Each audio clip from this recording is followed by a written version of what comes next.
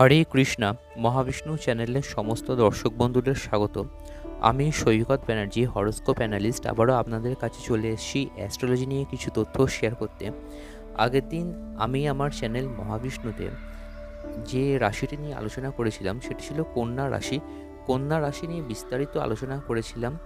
জেনেছিলাম যে কন্যা রাশির জাতক বা জাতিকাদের ডিসেম্বর 2024 অবধি কেমন যাবে, এবং কন্যা রাশির রেমিডিয়াল পোর্শনটা নিয়েও আলোচনা করেছিলাম। আজকে মূলত যে রাশিটি নিয়ে আলোচনা করব সেটি হচ্ছে তুলা রাশি। তুলা রাশিকে বলা হয় রাশিচক্রের সপ্তম রাশি, এবং তুলা রাশিকে চিহ্নিত করা হয় একজন লোক হাতে একটি ওজন দাড়ি ধরে বাজারে তার জিনিসপত্র বিক্রি করছে। এই রাশিকে ব্যাপারীও বলা হয়, বা বৈশ্য রাশিও বলা হয়, বা ব্যবসাদারদের রাশিও বলা হয়। তুলা রাশিকে একটি দ্বিপদ, মানবিক এবং দীর্ঘ আরোহী রাশিও বলা হয়। চিত্রা নক্ষত্রের দ্বিতীয়ার্ধ, স্বাতী নক্ষত্র ও বিশাখা নক্ষত্রের প্রথম, দ্বিতীয় ও তৃতীয় পাদ এই রাশিতে বিধৃত। তুলা রাশির রুলিং প্ল্যানেট হল শুক্র, এবং তুলা রাশিতে রবি গ্রহ নিচস্থ হয় ও শনি গ্রহ তুঙ্গস্থ হয়। মঙ্গল গ্রহ, চন্দ্র গ্রহ, বৃহস্পতি গ্রহ এই রাশিতে স্থিত হলে শত্রু ক্ষেত্রগত বলা হয়। এখন তুলা রাশির যদি ফিজিক্যাল ট্রেটস নিয়ে আলোচনা করতে হয় তো বলা যায় যে তুলা রাশির জাতক বা জাতিকারা সাধারণত একটু লম্বা হয়, সুসমঞ্জস্য অবয়ব হয় এদের, এবং এদের অঙ্গ প্রত্যঙ্গ বেশ লম্বা হয়। এদের চেহারা বেশ সুন্দর হয়, কমনীয় হয় এবং অত্যন্ত আকর্ষণীয় হয়, এবং মুখ সর্বদা সদা হাস্যময় হয়। তুলা রাশি যেহেতু একটি বায়ু রাশি, তাই এই রাশির জাতক বা জাতিকাদের মধ্যে কিন্তু প্রখর বা উর্বর কল্পনা শক্তি লক্ষ্য করা যায়, এবং এদের লেভেল অফ ইন্টেলিজেন্স কিন্তু খুব হাই হয়। এরা যে কোনো কিছুতে কিন্তু খুব ইজিলি মনোসংযোগ করতে পারে, এবং শনি যেহেতু এই রাশিতে তুঙ্গস্থ হয় বা এক্সল্টেশনে থাকে, তাই এই রাশির জাতক বা জাতিকাদের কিন্তু আধ্যাত্মিক জীবনে খুব উচ্চ স্তরে পৌঁছতে পারে। তুলা যেহেতু একটি পুরুষ রাশি এবং রাশিচক্রের সপ্তম রাশি, তুলা লগ্নের জাতক বা জাতিকাদের দাম্পত্য প্রেম কিন্তু খুব দৃঢ় হয়, এবং কোনো কিছুই তাদের কাছে দাম্পত্য সুখের চেয়ে কিন্তু মূল্যবান নয়। এরা কিন্তু অত্যন্ত বিচক্ষণ, অত্যন্ত সহজ সরল, এবং অন্যের অনুভূতিকে কখনো এরা কিন্তু আঘাত করে না। এখন যদি শরীর স্বাস্থ্য নিয়ে জাজ করতে হয় তো বলা যায় যে তুলা রাশির জাতক বা জাতিকাদের যে ব্যাপারটা থেকে সারা জীবন খুব কেয়ারফুল থাকতে হয় সেটা হচ্ছে লোয়ার অ্যাবডোমেন রিলেটেড ডিসঅর্ডার, বা কোমর বা মেরুদণ্ডে কোনো পেন থেকে কিন্তু এদের কিন্তু খুব কেয়ারফুল থাকতে হয়। এবং একটা অদ্ভুত ব্যাপার দেখা গেছে যে তুলা রাশির বেশিরভাগ জাতক বা জাতিকারা কিন্তু আইন নিয়ে পড়াশোনা করে।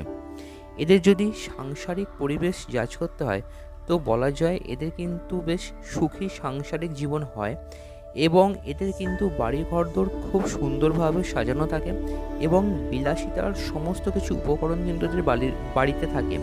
এদের বাড়িতে কিন্তু অনেক মূল্যবান অলংকার থাকে, এবং এরা আমোদপূর্ণ জীবন কিন্তু খুব পছন্দ করে, জীবনের সব সুখ ভোগ করে, এবং তুলা রাশির জাতক বা জাতিকারা ঘর সংসার ও সম্পত্তিকে কিন্তু খুব ভালোবাসে। এখন প্রেজেন্ট সিচুয়েশনে যদি তুলা রাশির সাপেক্ষে প্রেজেন্ট প্ল্যানেটারি ট্রানজিটকে জাজ করতে হয় তাহলে বলা যেতে পারে যে রাশির তৃতীয় এখন চন্দ্র আছে, পঞ্চমে শনি আছে, ষষ্ঠে মঙ্গল আর রাহু আছে, সপ্তমে বুধ আছে, অষ্টমে শুক্র বৃহস্পতি রবি আছে, আর দ্বাদশে কেতু আছে।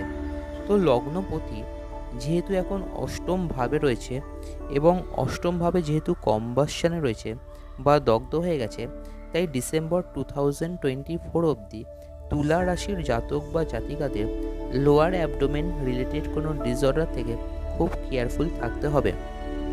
এবং দ্বিতীয় ভাবের ওপরে শনির দৃষ্টি রয়েছে, রাহুর দৃষ্টি রয়েছে, এবং রবি, বৃহস্পতি ও শুক্রের দৃষ্টি রয়েছে।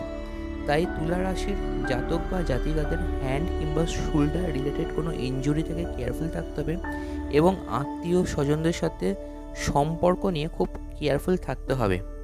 আমি অনেক চার্ট জাজ করতে গিয়ে একটা জিনিস দেখছিলাম যারা তুলা রাশির জাতক বা জাতিকারা আছেন তাদের কিন্তু ফেব্রুয়ারি, মার্চ, এপ্রিল এই 3টে মাস কিন্তু 4th হাউস নিয়ে বা চতুর্থ ভাব নিয়ে কিন্তু খুব ভোগান্তি ভোগ করতে হয়েছে।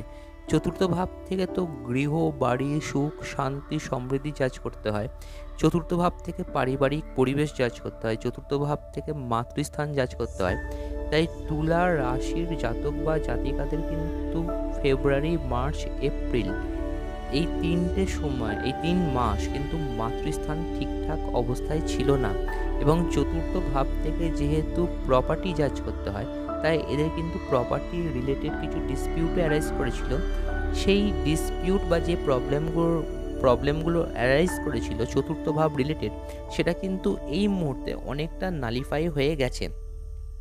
ষষ্ঠভাবে তো মঙ্গল আর রাহু রয়েছে।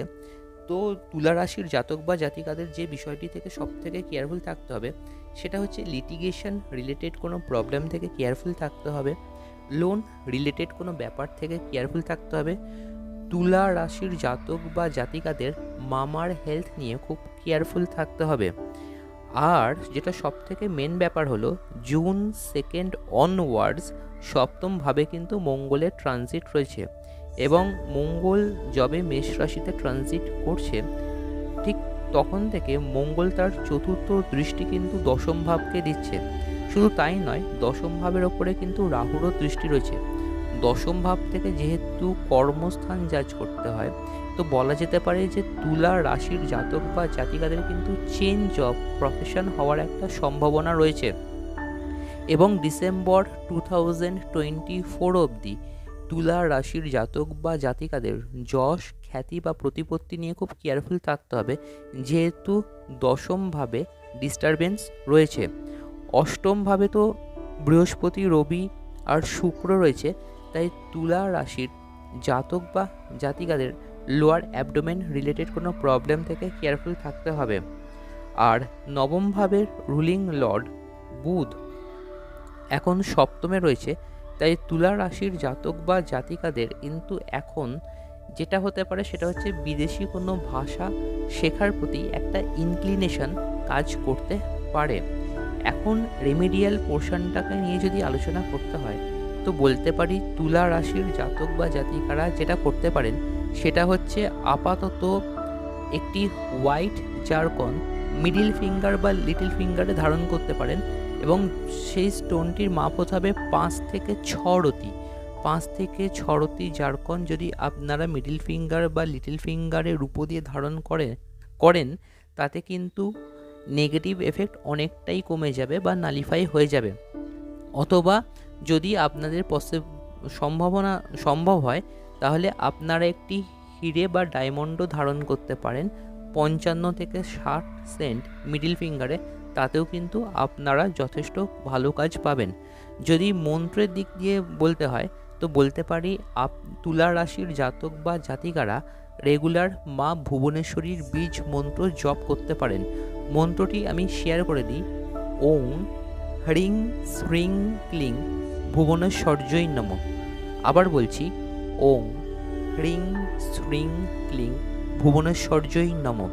তুলা রাশির জাতক বা জাতিকারা এই মন্ত্রটি প্রত্যহ 108 বার করে জপ করতে পারেন, তাতে কিন্তু আপনারা বেশ ভালো কাজ পাবেন। ভিডিও শেষ করার আগে একটা কথা বলি, পরের ভিডিও আমার থাকছে বৃশ্চিক রাশি নিয়ে।